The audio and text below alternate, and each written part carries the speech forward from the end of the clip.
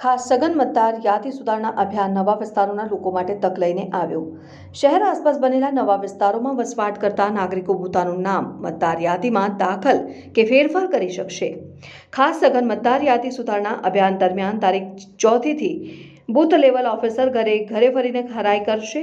વડોદરા શહેર અને જિલ્લામાં શરૂ થયેલું ખાસ સઘન મતદાર યાદી સુધારણા અભિયાન દરમિયાન શહેર આસપાસ વસેલા નવા વિસ્તારોમાં વસવાટ કરતા લોકો માટે તેમના મતદાર યાદીમાં નામ દાખલ કરવા માટેનો અવસર લઈને આવ્યું છે। જોકે આ અભિયાન સંદર્ભે અફવાઓથી દૂર રહેવા માટે કલેક્ટર ડોક્ટર અનિલ ધામેલિયા દ્વારા અપીલ કરવામાં આવી છે।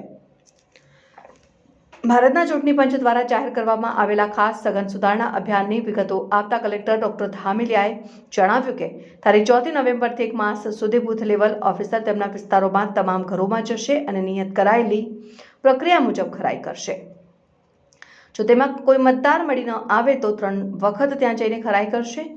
ચૂંટણી પંચ દ્વારા માન્ય એવા 13 પ્રકારના આધાર પુરાવા સાથે મતદાર પોતાની ખરાઈ કરાવી શકશે। જિલ્લાના બૂથ લેવલ ઓફિસર BLO દ્વારા તારીખ 4 નવેમ્બર 2025 થી તારીખ 4 ડિસેમ્બર 2025 સુધીમાં તથા તારીખ 27 ઓક્ટોબર 2025ના મતદાર યાદીના આધારે એન્યુમરેશન ગણતરી ફોર્મ દરેક મતદારોના ઘરે ઘરે જઈને તેનું વિતરણ કરવામાં આવશે। જો કોઈ મતદાર નહીં મળે તો BLO દ્વારા દરેક મતદારના ઘરે ઓછામાં ઓછી 3 વખત મુલાકાત લેવાશે। મતદાર યાદીના ખાસ સઘન સુધારણા કાર્યક્રમ દરમિયાન મૃત્યુ, કાયમી સ્થળાંતરીય અને ડુપ્લિકેટ મતદારોને દૂર કરવામાં આવશે અને નવા લાયક મતદારોને ઉમેરવામાં આવશે।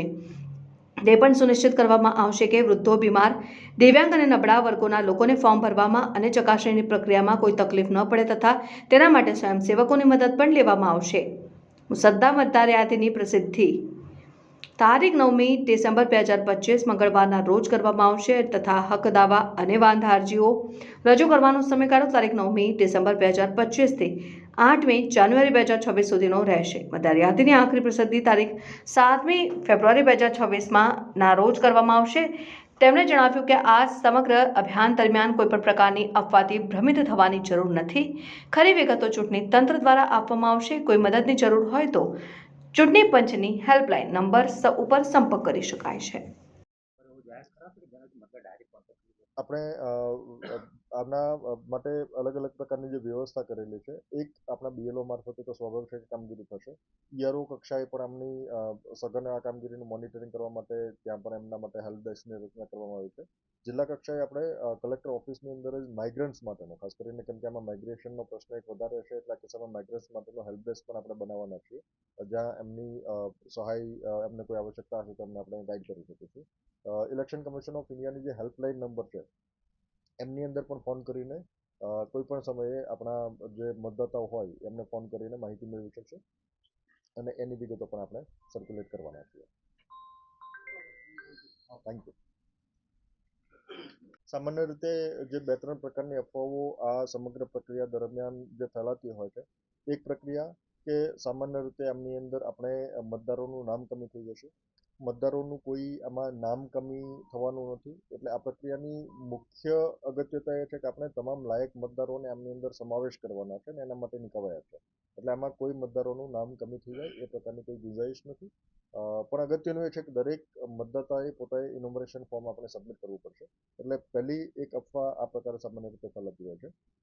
બીજી અફવા સામાન્ય રીતે એ પ્રકારે આપણે ઘણી વખત ખાસ કરીને બિહારનું સ્પેશિયલ ઇન્ટેન્સિવ રિવિઝન થયું તે વખત દરમિયાન પણ ફેલાયેલી હતી કે આમની અંદર એક સાથે બલ્કમાં નામ ડિલીશન થતા હોય અથવા નીકળી જતા હોય। ઇનોમરેશન ફોર્મની પ્રક્રિયા જ એવી છે કે આમાં બલ્કમાં નામ નીકાળવાને કોઈ અવકાશ નથી। BLO તમામ જગ્યાએ જશે, ડ્યુ વેરિફિકેશન કરશે અને ત્યાર પછી જ આપણે એમાં નામો દાખલ થશે। એટલે આ પ્રક્રિયાના અંતે બની શકે કે ઘણા બધા નામો જે આમાં આઈધર એમનું ડેટ થયેલું હોય અથવા શિફ્ટિંગ થયેલું હોય, તો એક સાથે બલ્કમાં આપણે એમાં ઘટાડો થતો હોય અથવા વધારો થતો હોય, એટલે એમાં ફેરફાર જે સામાન્ય મતદાર યાદીની પ્રક્રિયા દરમિયાન નથી થતા એના કરતાં અહીંયા ફેરફાર વધારે થતા હોય છે। એટલે આ કિસ્સા દરમિયાન સ્વાભાવિક છે કે એમાં સુધારા વધારો થવાનો અવકાશ વધારે હોય, પણ એમના એવું ક્યાંય એમાં એવું ગુંજાઈશ નથી કે બલ્કમાં કોઈના નામ ડિલીશન થતા હોય।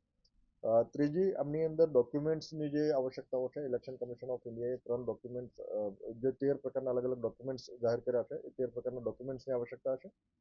પણ અગત્યનું એ છે કે ઇન્યુમરેશન ફોર્મ વખતે આપણે ઇલેક્ટરલ રોલ 2002નો જે હતો એમની સાથે મેપિંગ કરવાનું છે, એ સમયે કોઈ ડોક્યુમેન્ટ્સની આવશ્યકતા નથી। એટલે આ તબક્કા દરમિયાન આપણે BLO કોઈ ડોક્યુમેન્ટ્સ કલેક્ટ કરવાના નથી. આ પ્રકારની કોઈ અફવાઓ ફેલાતી હોય તો એનાથી આપણે દૂર રહેવાનું છે. આ સમગ્ર પ્રક્રિયા ઇલેક્શન કમિશન ઓફ ઇન્ડિયા મારફતે જે ગાઈડલાઈન આપવામાં આવેલી છે, સ્પષ્ટ ગાઈડલાઈનને અનુસરીને સઘન રીતે એ પ્રકારે જ કરવામાં આવે છે અને એ જ પ્રકારે આપણે સમગ્ર કામગીરી હાથ ધરીશું. મતદારોને કોઈ કન્ફ્યુઝન થાય તેની માટે કોઈ